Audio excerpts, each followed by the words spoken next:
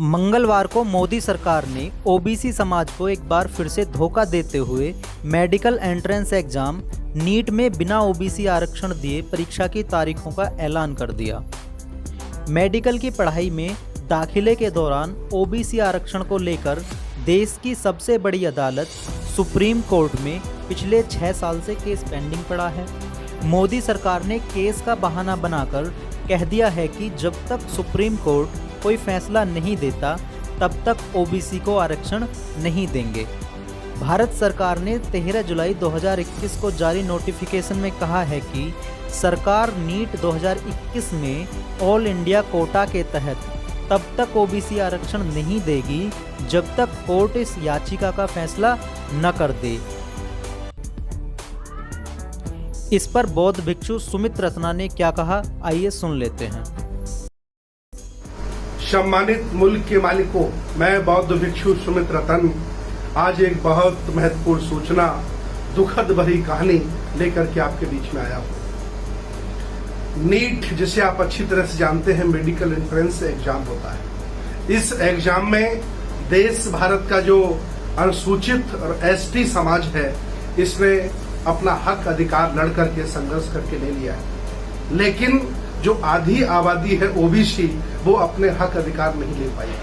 अर्थात आज देश भारत के अल्पजनों के चेहरे पर जो मुस्कान है, उस मुस्कान का कारण है क्योंकि नीट से ओबीसी को बाहर फेंक दिया गया है। अब आपका बच्चा नीट के माध्यम से आरक्षण नहीं ले सकता, आधी आबादी को आरक्षण नहीं दिया गया, आपको बाहर कर दिया गया।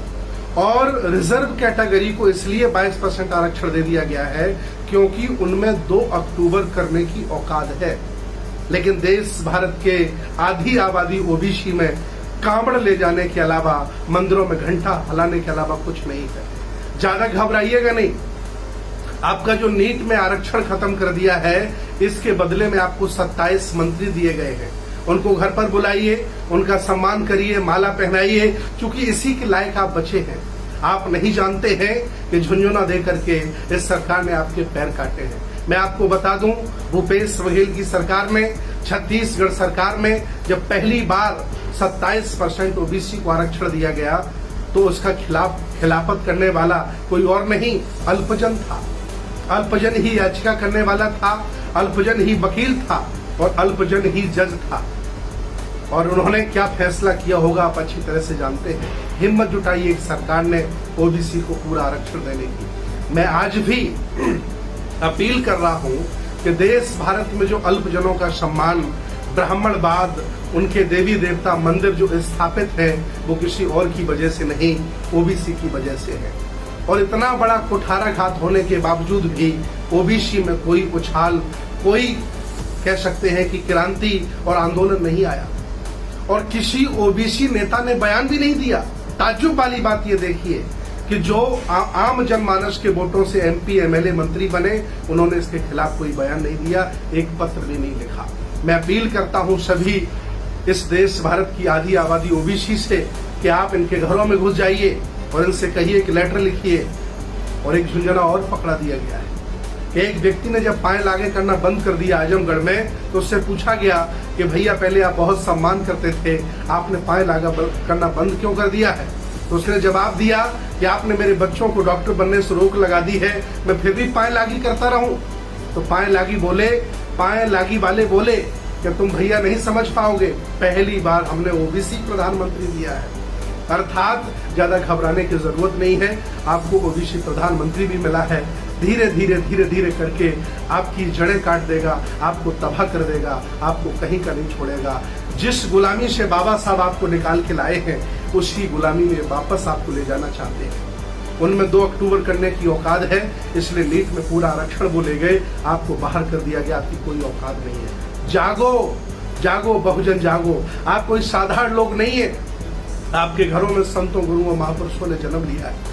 इस बहुजन आंदोलन की आवाज आप हैं, इस श्रृंखला में सबसे आगे चलने वाले आप हैं, और आप इतने मर चुके होंगे, इतने गए गुजरे हो गए होंगे, मुझे पता नहीं था।